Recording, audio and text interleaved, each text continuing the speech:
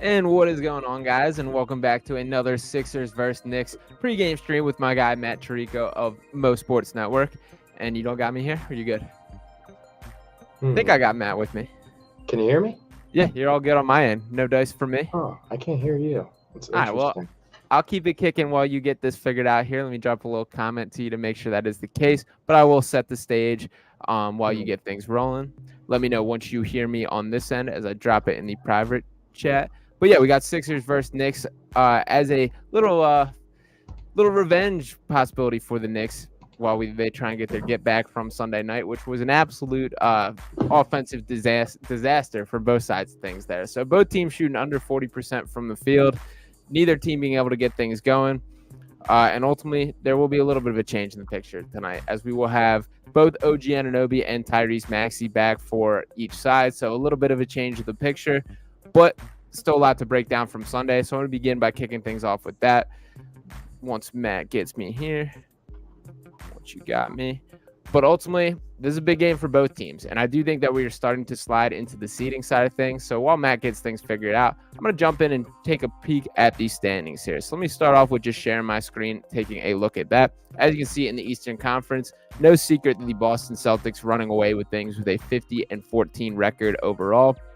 Appreciate you guys chiming in. And main event getting right in here, over under 67 points for the Knicks tonight. As we get Matt back in action now, we'll see if he's got me.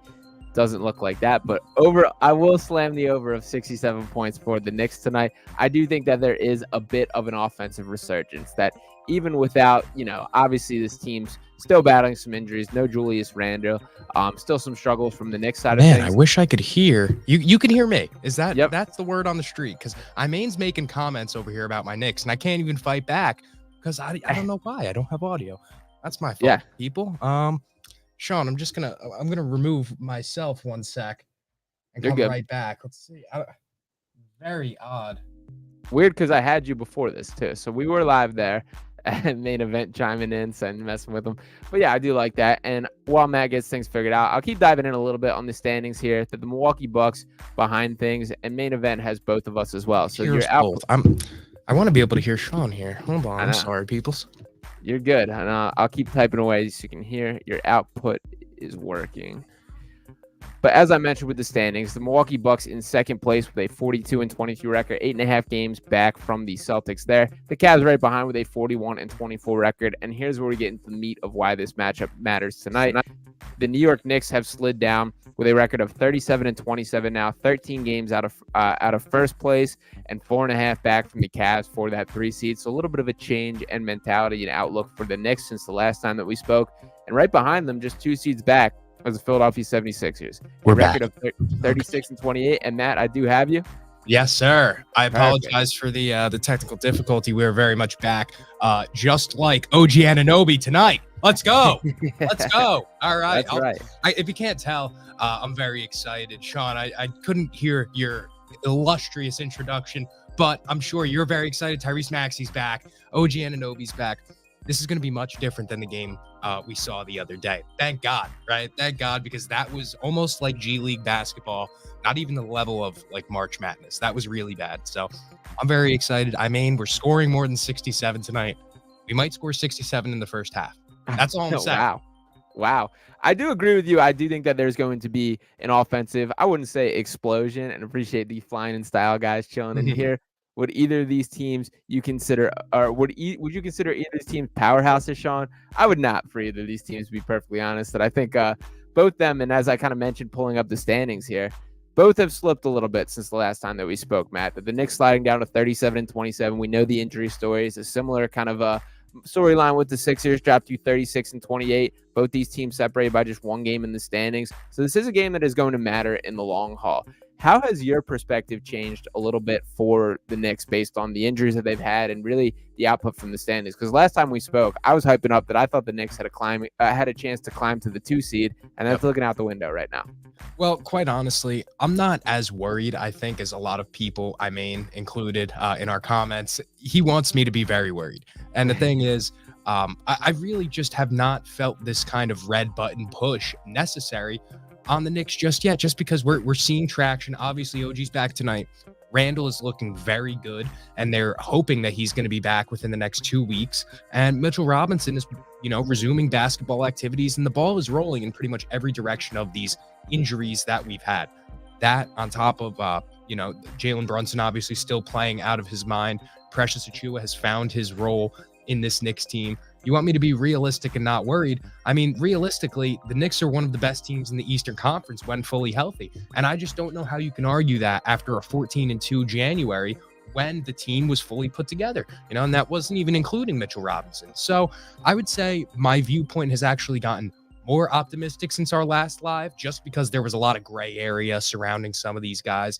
And I feel like now, despite, like you're saying, a little slip in the standings, I'm not that worried that the Knicks are going to get back on track, because I really believe in the core of this team.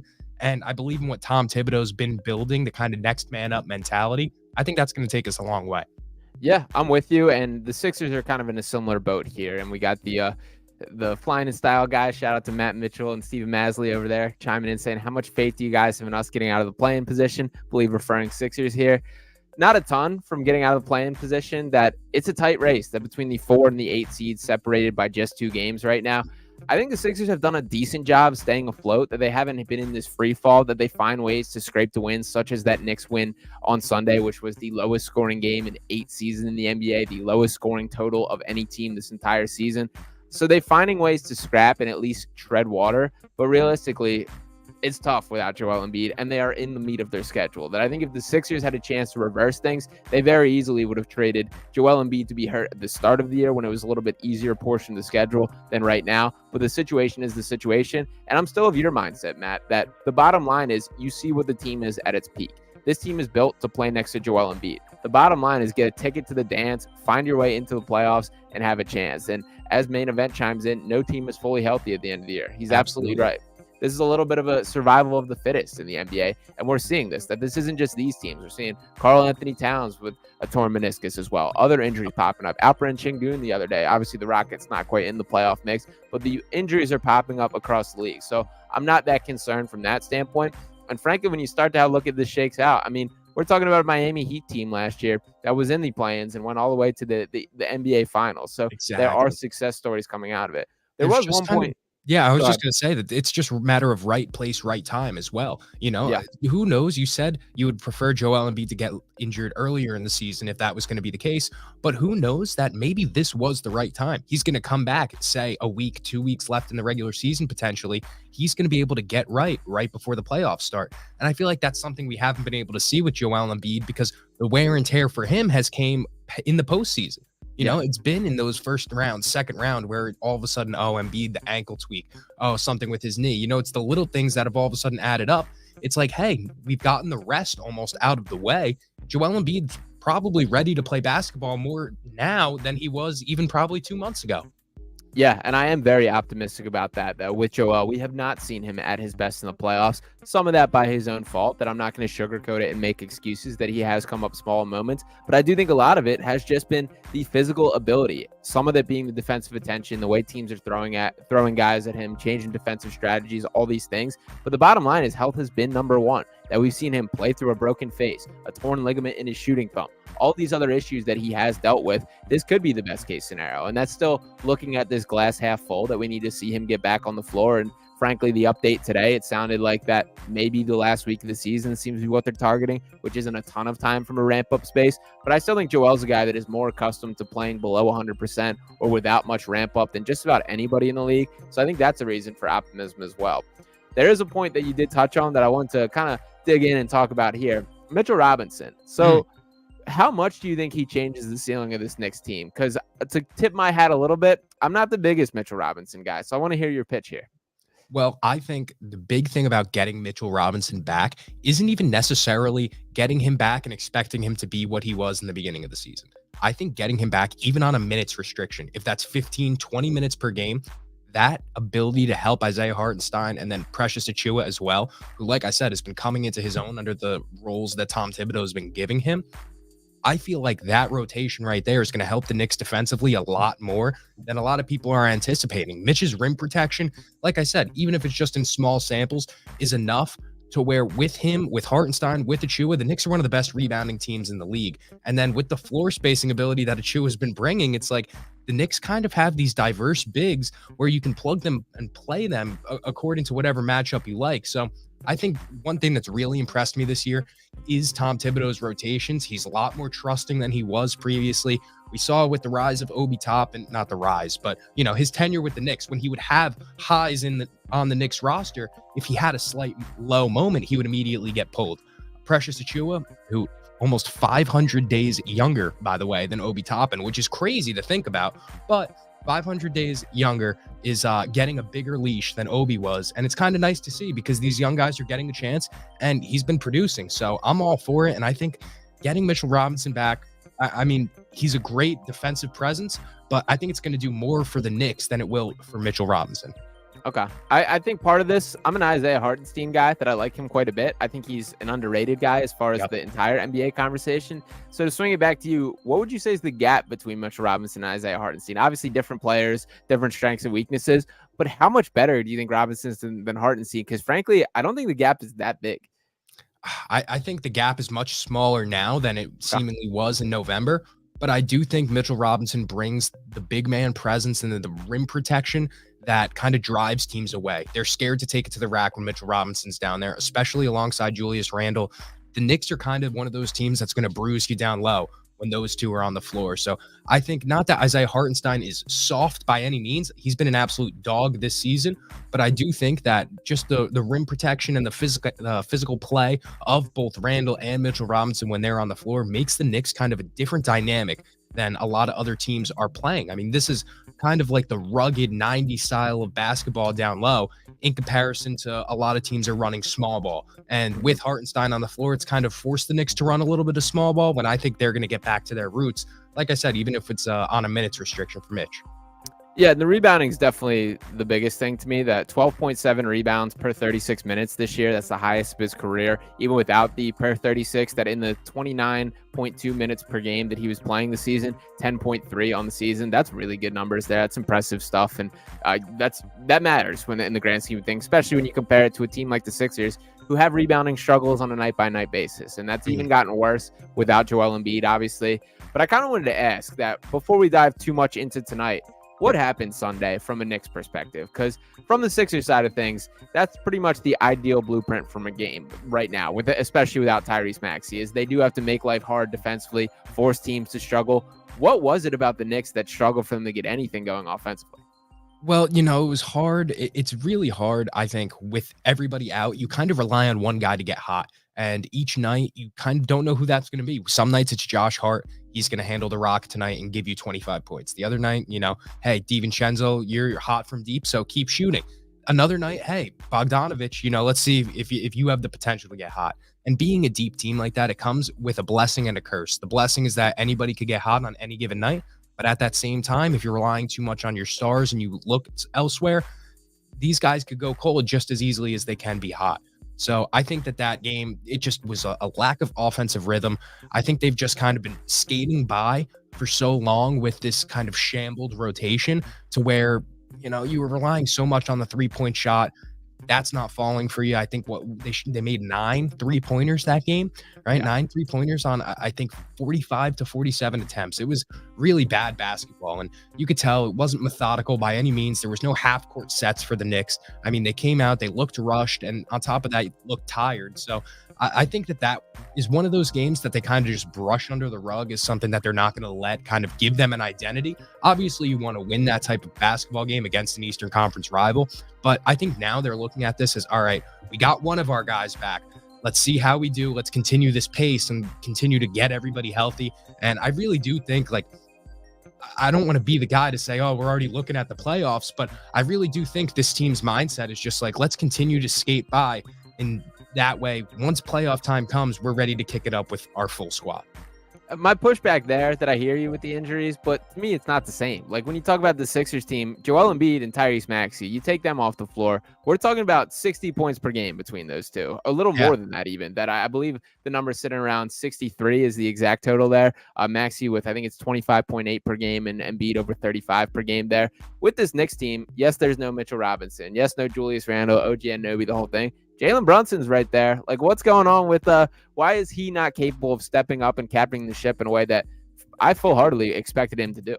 Yeah, I think that there's an argument there, absolutely. But again, like I said, when your role players are just ice cold from three, that's gonna, he still got his. I mean, I believe he still had, what was it, 26 points, right? The other night. I mean, he went 0 from 4 from three. I remember hearing that, but it was just all around, just not a good game. Kind of in any way offensively. I mean, you could tell, let alone with the points scored. But beyond that, just the Knicks had seemingly no communication, no connection with each other. And I think that comes from just having, like I said, having to scramble rotations, having to scramble guys and pairings. Because I think typically Tom Thibodeau likes to run the Nova guys together. He likes to run Precious Achiuwa, with Josh Hart on the floor because he's a facilitator. I don't think Jalen Brunson is going to be getting these same looks and same lineups when everybody's healthy. And I think it was just something that he couldn't make an adjustment. I think it was an on-the-fly adjustment that they were expected to make and just haven't been able to. And on top of that, getting a guy like Bogdanovich, like Burks in the lineup, these are volume type of guys with the ball in their hands more often than not when they want to make a play. Bogey's great for catch and shoot, but at the same time, he loves to take it off the dribble for some reason. His off the dribble game is okay, but not exactly the guy we want taking it to the rack. Right? There's some bold shots too, by the way. Very bold. I mean, his shot selection, if he just thinks he has an automatic green light. And then Alec Burks, somebody who I kind of have a bone to pick with. He's came in back into this role with the Knicks, and he's been everything we kind of haven't wanted him to be. He gets the ball in his hands as that backup point guard, backup, point forward type of guy. And he seems to just stagnate the offense. And I think that killed a lot of our momentum. And then Kelly Oubre as well. He got under the skin of our guys. And I really think that was a turning point in the game because DiVincenzo didn't take kindly to that. So, I mean, I know he's the heart and soul over there. It seems like this Sixers team. So I understand he's a guy that you love when he's on your team and you hate when you're playing against him. So I think that had a big part to do with it as well. Yeah, I love Kelly, and I want to dig in a little deeper there, but let's start with the altercation. What's going on with Dante? Why did he get so upset? I know there was more to it than just that play that obviously Kelly does. He is a guy that wears on you throughout the game, and part of why I love him. It's the blowing kisses after the made shot. It's being physical on defense. That's what makes Kelly Oubre. But with Dante DiVincenzo, I can't believe he did not get ejected from that game. I can't believe that Paul Reed received a technical foul for doing nothing in that altercation. I think both Hartenstein and DiVincenzo were the guys that were at fault there. I can't believe DiVincenzo getting thrown out, and I can't believe Paul Reed got punished whatsoever. So what was your outlook on that little scrap? I mean, you look at DiVincenzo, like I said, 3 for 12 from deep. He couldn't get hot. It wasn't his night by any means, right? He was 3 for 12. He's got 4 turnovers. And all of a sudden, the game is looking a little bit too fast for you. Kelly Oubre's getting buckets. He's blowing kisses. He's irritating you, and he's smiling the entire time he's doing it. I understand, from a competitive standpoint, how that could have gotten under his skin. Like I said before with Jalen Brunson, I mean, 1 for 9, he went from 3-point range. It's just that's not going to get it done. As a collective, on 22 shots. I mean, we can't have that. But then again, like you said, as a guy, a superstar like Jalen Brunson, you're expected to put the team on your back and elevate, everybody around you. And sometimes, you fall short of that. And other times the role players will step up and succeed. You get the nights where Josh Hart has a triple-double. And despite his triple-double, that was Jalen Brunson facilitating most of it. So a lot of times he'll get that kind of off the stat sheet glamour. But that was just not one of those nights where nothing could go right for the Knicks. And especially at home, that's a very discouraging loss. But I really do think they're just trying to, sweep that one under the rug. Mm-hmm. And we got a Philly halftime chiming in and saying, "What is up, Nick? Sent me. Keep up the good work. Appreciate you, halftime." Saying, "How much do you like Paul Reed?" Not more than Nick for sure. Nick is the number one b-ball Paul guy, but I am a Paul Reed guy as well. That up to the 3rd best 3-point percentage on the Sixers, only behind Nico Batum and Buddy Hield. So pretty impressive stuff there. And then Philly halftime also saying that Kelly Oubre is awesome. Got to keep him. He should be a starter. I agree on the got to keep him part. That for me, Kelly Oubre has proven himself. He's been better than I expected. That he's had a bizarre career arc, really, that spent a little time with the Warriors, has bounced around, was a guy that averaged 20 points per game with the Hornets last year, the only player in the NBA to average over 20 points and then receive a veteran's minimum this season. I think that's a chip on his shoulder that he carries. But what I'm seeing from Kelly this year is his game is equating to winning in a way that I don't think we've always seen from him. What's really stood out is number one, the motor, and number two, the defense, that there is buy-in there. He was awesome on Jalen Brunson on Sunday. I think that was a big reason for the Knicks' struggles, using his size to be bigger. What's your perspective on Kelly Oubre, both as a player in general and on the Sixers team, kind of a little bit from afar?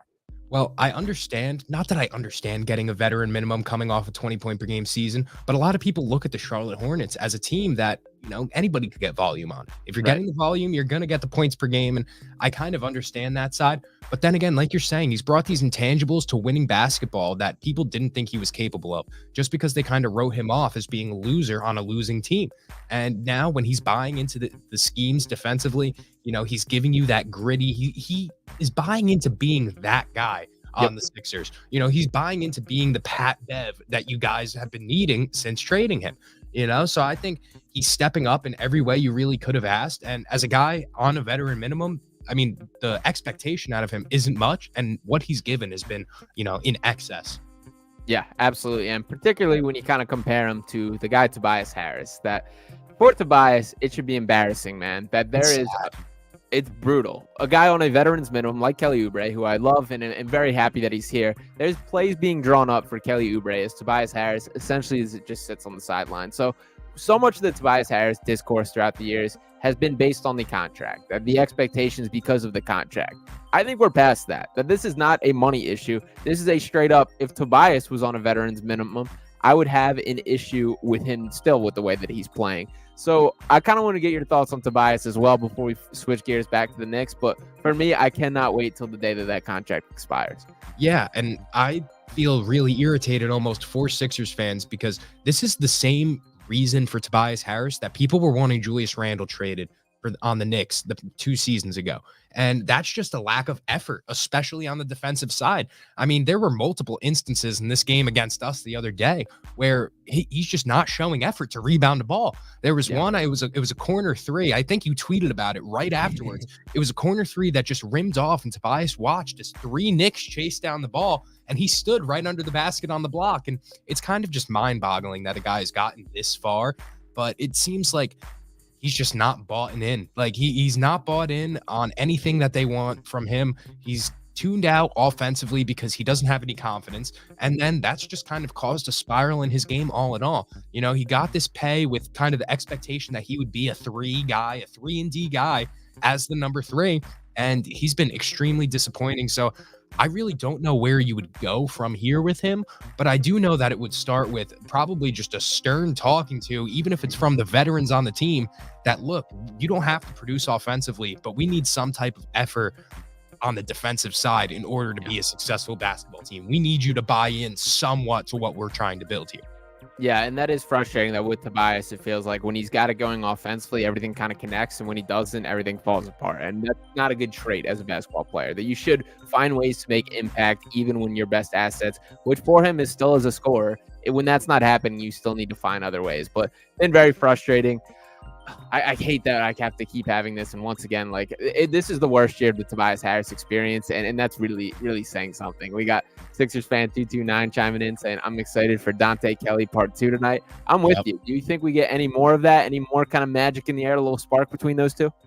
I think one hard foul on either Brunson or Maxey is going to draw some attention for sure. I think they're going to be on edge, especially having Maxey and then Anunoby back in the lineups. These teams are going to be excited to play ball. I think they're really kind of looking forward to tonight. And one thing I wanted to ask you about, speaking on Maxey, was the comments from Joe Mazzulla, about Jason Tatum. His game the other night, they said, oh, well, Tyrese Maxey had that game when you were putting him in MVP talks. So what do you think it is with this kind of media bias? Do you think that Maxey is receiving positive light media bias, or is he getting almost like sometimes we call it the New York treatment, where everybody's harsh on you until you finally do something beyond that?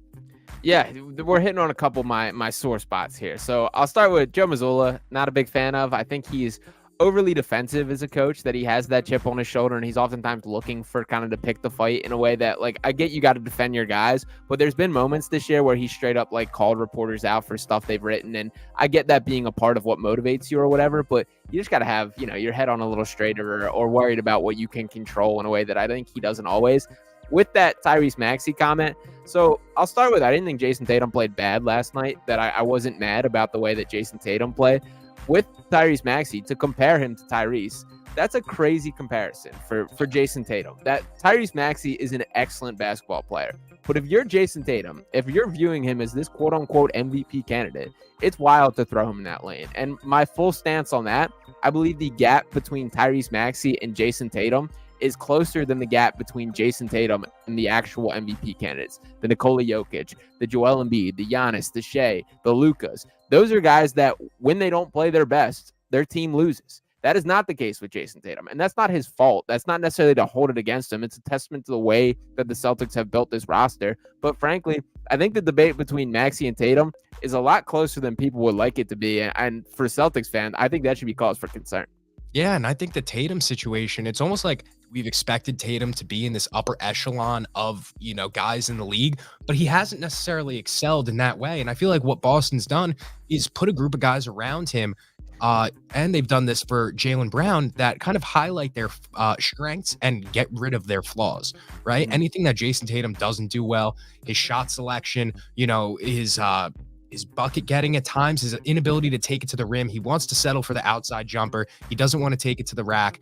And I feel like a lot of times it gets overlooked just because the rest of the Boston Celtics are that good.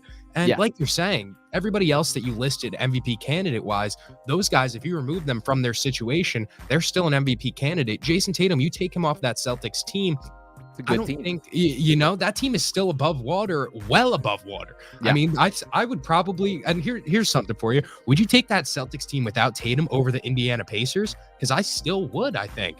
I would as well. And that's an upper half Eastern Conference team. So you look at that and it's like, is Jason Tatum really one of those guys? Like, I think skill-wise, he's incredibly talented, but I'm not going to sit here, especially a guy like Joe Mazzulla, defending him like that to take a shot at another player. I agree with you. I think Mazzulla is just a little bit childish. And I feel like what they've been looking for in Mazzulla is what they could have gotten out of, Ime if they had just kept him around.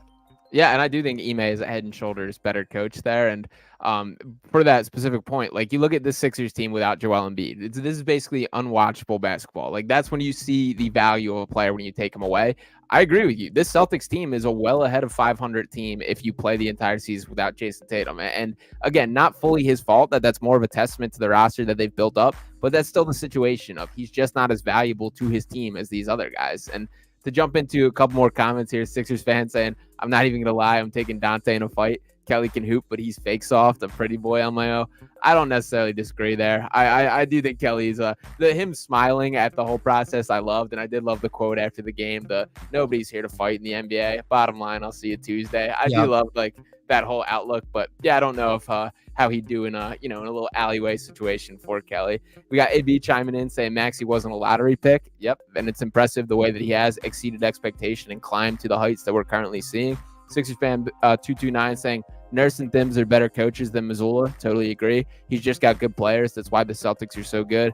I'm tired of reading he's a Hall of Fame coach. Yeah, I don't think he is. And I'm with you there. And AB one more with damn Sean coming with some heat. And also Matt is with Mo Sports Network. It also does some stuff with Apex Media and everything else. So yeah, Matt's got plenty of his own going on. So we like doing these pre-games here. Well, let's talk.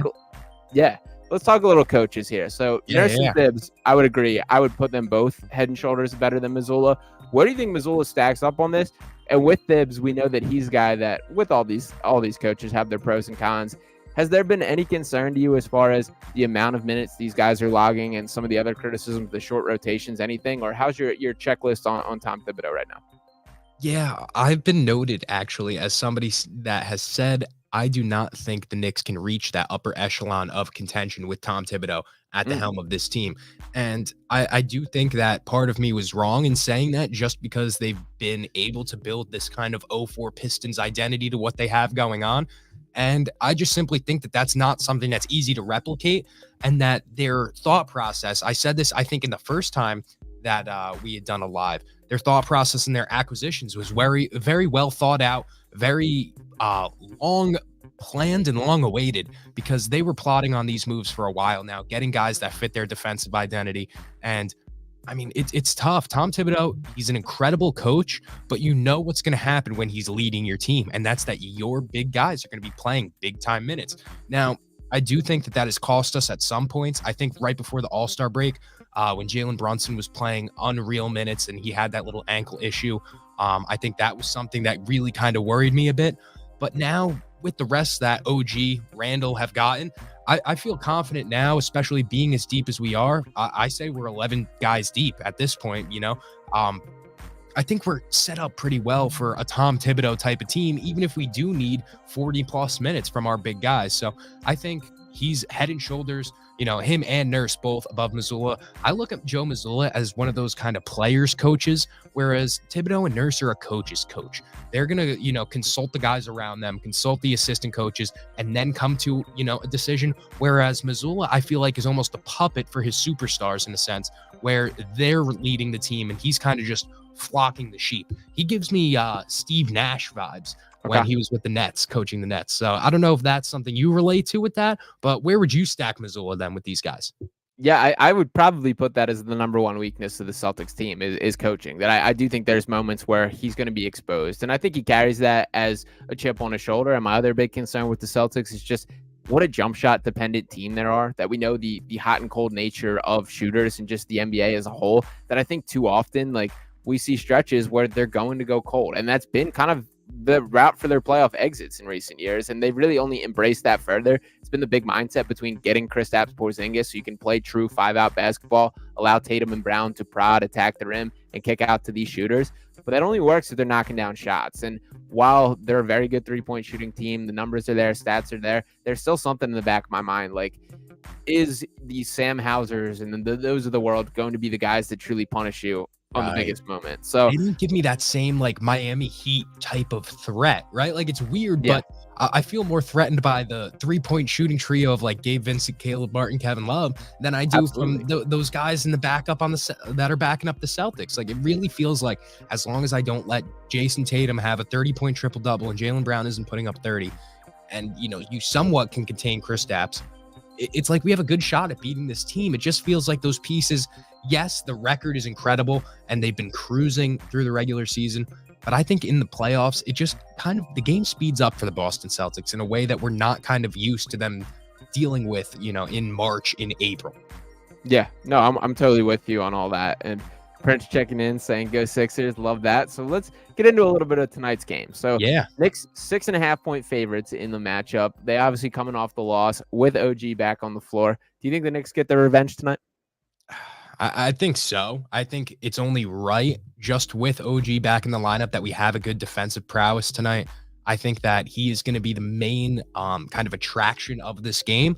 And despite that, I think we're going to get a big Jalen Brunson performance. I feel like having a guy like OG back in the lineup who brings a lot of the intangibles to the floor, I really am looking forward to. Clearly the matchup to watch, the point guard duel here. I mean, between Sean, every time we do a pregame live with it is kind of true that every time, right? Because that past game was the only one that we didn't go live beforehand because we're doing this one. But the other, oh man, and I didn't even give my winner in that last one just because I was worried. And then we came out and we just got busy. Yeah, I don't know, man. I'm feeling good about tonight. What about you? What's your side of things having Maxey on the return? Yeah, I have some bad news for you, Matt. That Tyrese Maxey is returning with his third 50-piece of the year tonight. That I think Tyrese is coming for it. And this team, they need guys to take shots. That has been the biggest thing. I think Tyrese is ready. Obviously, we know that concussions are a weird thing that impacts every player and every person a little differently. So there is the little asterisk next to that. But he's young. He's been healthy throughout his career. Even the concussion itself was a little strange as far as it was that delayed reaction where he returned to that game, played through it, and there was the next day where he started to have some symptoms. He was getting shots up a couple days ago at this point. So I'm feeling pretty confident in the version of Tyrese Maxey. Nick Nurse saying pregame that there will be no minutes limit. I think Maxey's going to explode today. And frankly, that's the only real chance I give the Sixers team at being in it. But when he gets it going like that, there's not a lot you can do. And I think that is enough to carry the Sixers team to a win. I think that tonight for Tyrese Maxey is almost, if he has that game, right, it would give me very much the Steph Curry 50 points in the Garden when he first broke out. Right. I remember watching that game 2014 or 15, I believe. I want to say 14. Steph Curry comes into Madison Square Garden against Carmelo and the Knicks and goes absolutely ballistic, torching them from everywhere on the floor. And that was kind of the game that made Steph Curry Steph Curry.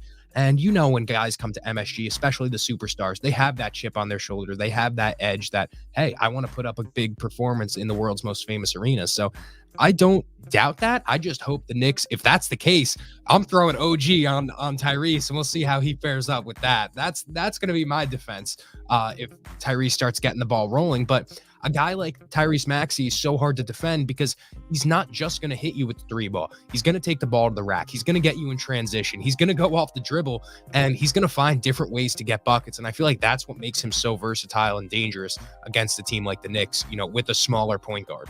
Yeah, and I think he's grown leaps and bounds this season as his ability to manipulate double teams, punish teams for the different ways they're guarding him. There's even times where he'll straight up ignore a double team, where he'll see a guy going and just use his speed to go the other direction and essentially creating a 5-on-3 in that type of situation. So I've been really impressed with the way that he's developed this year, the maturity that he's grown in his game. I think that only continues. I do think he's a big game player, a guy that does feel the aura of Madison Square Garden in the big moment. And as I mentioned, this is a game that is going to matter from a seeding standpoint if they want to avoid the playing game and stick in the mix, that this is one of those matchups. So I do think Maxey feels all those things. I do think he's going to be hungry and healthy for the first time in a little bit. So we'll see how things shape out with that. But I'm feeling optimistic about Maxey and the Sixers team tonight. And I mean, even if they do lose, I'm pretty okay with a split in a back-to-back against this Knicks team. I like that we're getting a little bit of a playoff series kind of vibe here with the back-to-back against them. Yep. What's your thoughts on that, on kind of the doubling up against the team? Are you a fan or not a fan? I think it's great where it's at in the schedule. I would say if this was a November game, I'm not as locked in. If this is an in-season tournament type of affair, I'm not as locked in. But being that this is March, things are getting really serious here as far as seeding goes. I think this is something that the NBA should keep up on, especially within the conferences gearing up towards the end of the season. I think that would be great, just, you know, for the competitive nature. And then if you do see some of these teams match up come playoff time, that's just extra icing on the cake. Mm-hmm. And Prince Monito checking in again saying, I need him to not get phased so much by the lack of calls, and we'll get a really good game, hopefully. Yeah, that is one concern with Maxey. For starters, he has among the worst whistles of any all-star ever that I've seen that I do hate. I think it's because of how fast he attacks the rim that sometimes referees like avoid it, but there's a ton of contact that he plays through, and he just doesn't get the whistle that some of these guys get. He frankly gets fouled way more than he gets called, which is rarely the case for an all-star. It's typically the opposite in that situation. So I'd love for that, but I do agree sometimes he is complaining to refs a little too much, and that's new for Maxey. This is a this year thing. I haven't seen that from him in past years, so hopefully he stays out of a little bit. Do want to switch gears a little bit to the gridiron now, that I know you are a New York Giants guy. Obviously some big news in that realm as the Eagles have abducted Saquon Barkley for you. So let me just start. What's the initial reactions? How are you feeling about that? Man, it hurt. It hurt. It definitely hurt to see. I never thought we were going to pay Saquon Barkley. I've been saying this since, November. He's not going to be a Giant come 2024. And it was expected that he was going to walk. Drafting him was a mistake.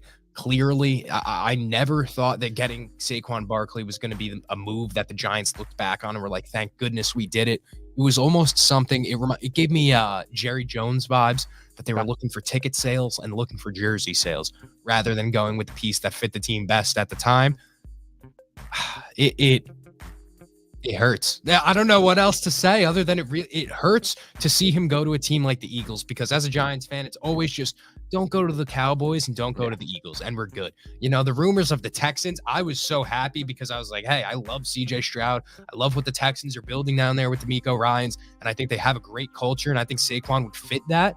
Now, all of a sudden, he's going to Philadelphia, which really odd move for a team that doesn't utilize their run game as much as anybody else, So it's really tough. It feels like a betrayal, but man, $15 million for a guy like that is a decent price.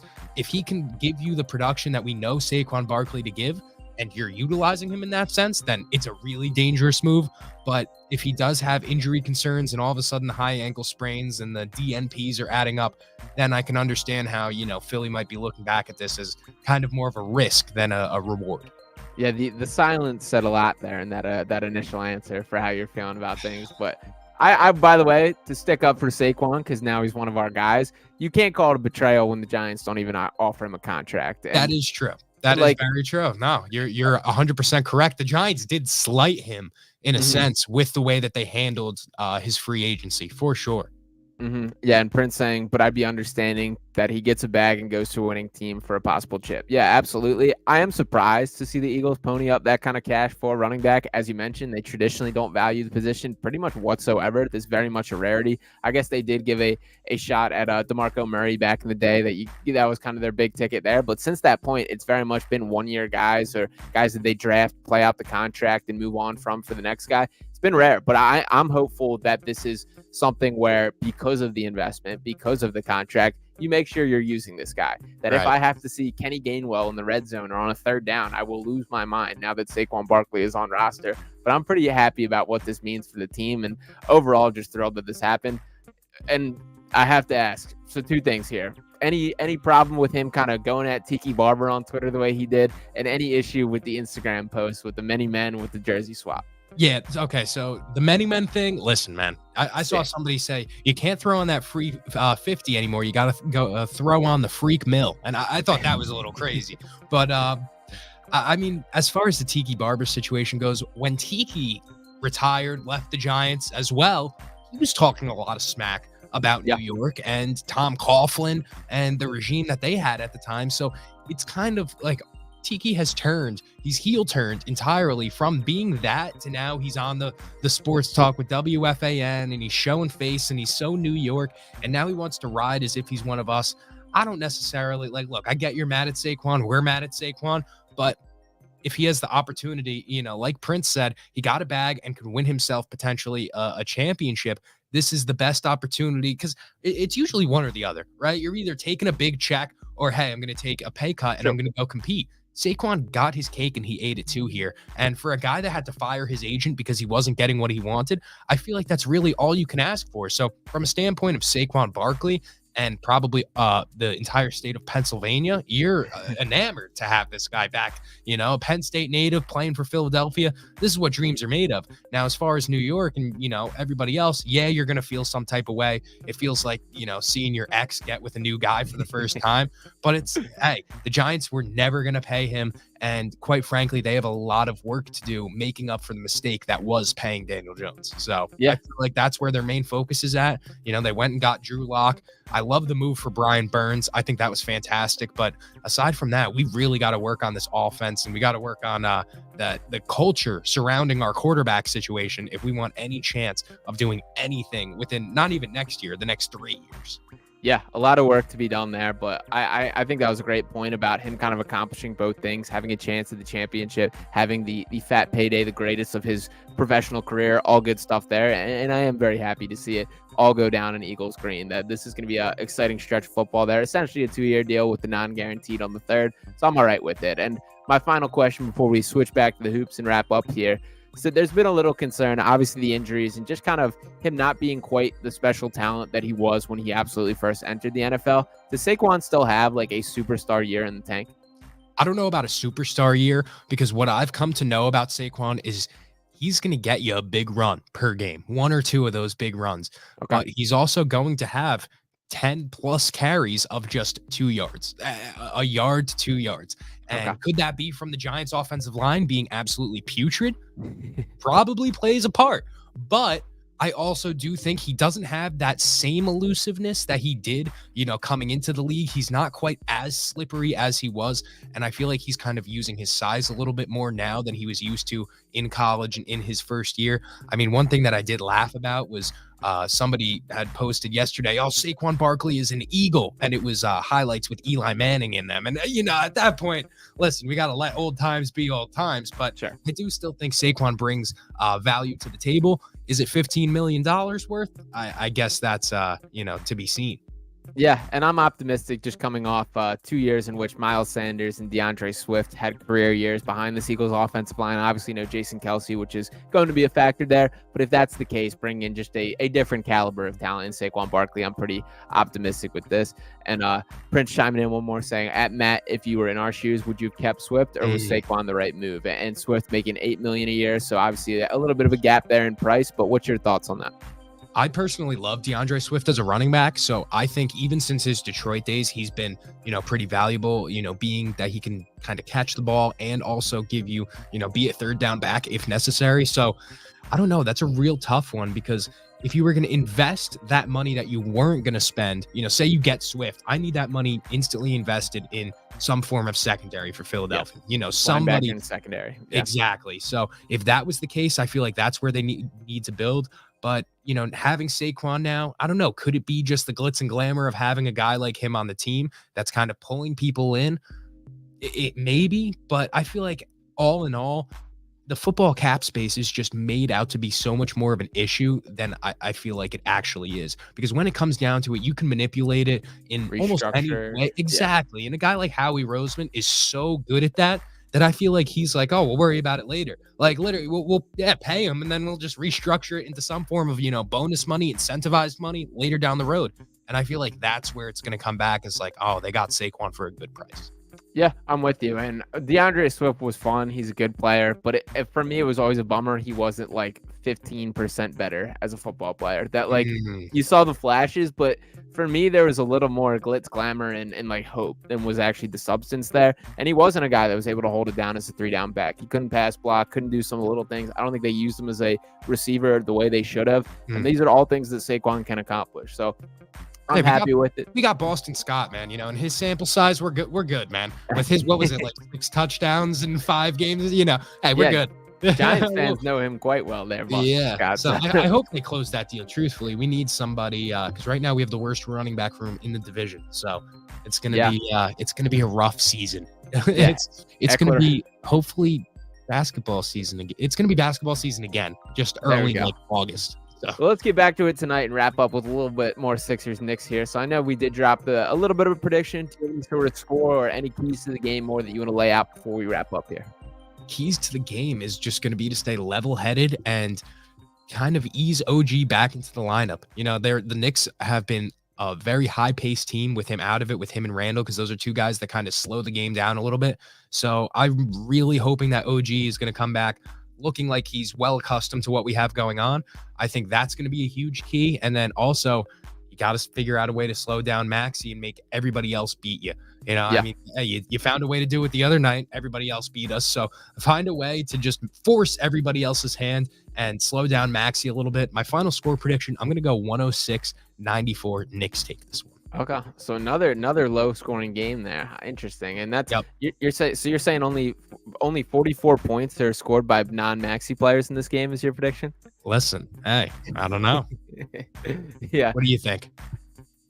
It's tough. I don't know. As much as I'm hopeful that the Sixers do win this game, I think realistically, I think this is going to be a game from the betting perspective. I would say the plus 6.5 is in the Sixers' favor. I do think there's going to be a little more scoring in this game. Again, I think the 209 as a total, I think is a little low there. That I think just from a shooting variance standpoint, that both teams rebound from what was the case on Sunday. I think my ultimate score prediction, I'm sticking with it. I'm going 111-107 Sixers. That they do find a way to get it done. They do have a Tyrese Maxey.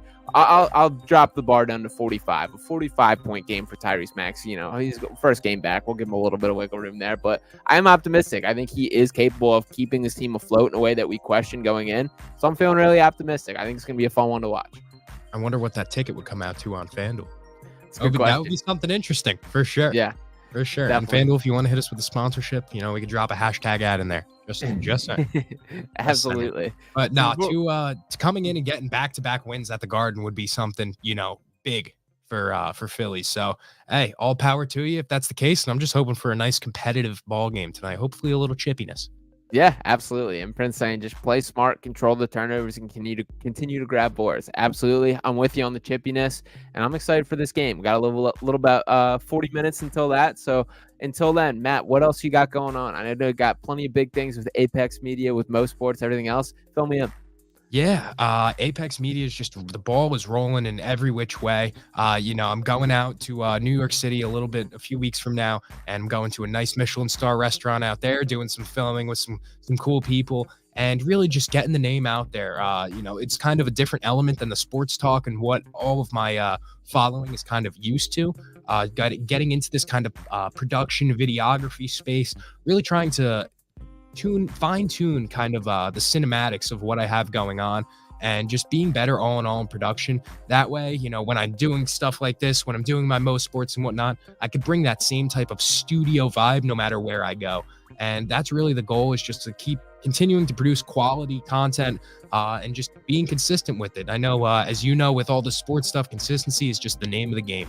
Yep. And, getting up every day and kind of getting better in every which way, every direction that we have, whether it's the sports talk, whether it's the media stuff, that's been the grind, and just hoping to continue that through the spring and summer. And I'm down by the Jersey Shore, so it's gonna be a busy summer over here. And Sean, you're always welcome to come. We could go hit the club or something, hit the boardwalk, the Jersey Shore, give you the full. I'm not sure if you're familiar with the show, but we could give you the full Jersey Shore experience over here. So you just tell me. All right, I'm gonna have to take you up on that for sure, and very much excited that Celsius commercial, you guys, the little thing with the orange peels was sick. A ton of good stuff. So make sure you guys are tapping into all that. As far as for me, you also can catch me back right here on Pick Swap Media Live after this game. We're doing some stuff with Edge of Philly Sports over there with a couple guys popping on, so stay posted for that. But Matt, I appreciate you for chiming in once again, and maybe we'll have a playoff series between these two teams the next time we do end up doing this. Absolutely. I appreciate you having me on, brother, and all the Pick Swap folks. I appreciate all the support you guys have given. Shout out to our guy, Nick, who isn't here right now, but is the main networking agent here between me and Sean. And just great things happening over at Pick Swap. So everyone that's coming in for Mo Sports, make sure you drop Sean a follow on all platforms. I love everything, despite the Philadelphia, taste that they got going on. Nah, you know what they say. You got to keep the friends close and the enemies closer. That's why we're keeping tabs on these Eagles guys, Absolutely. But we appreciate all the support that you guys show, and I'm really excited to continue to build with you guys. And I'm definitely coming out for to shoot some video the next time you guys got a live event. So hell yeah, let me know. We'll link up with Mike Powers and those guys too, and we'll have a little bit of a good time. Absolutely. Well, Matt, thank you so much. Appreciate all you guys for tuning in. Once again, don't forget to check back in come post game. We'll be talking with you next time right here on Pick Swap Media and the Mo Sports Network. Peace.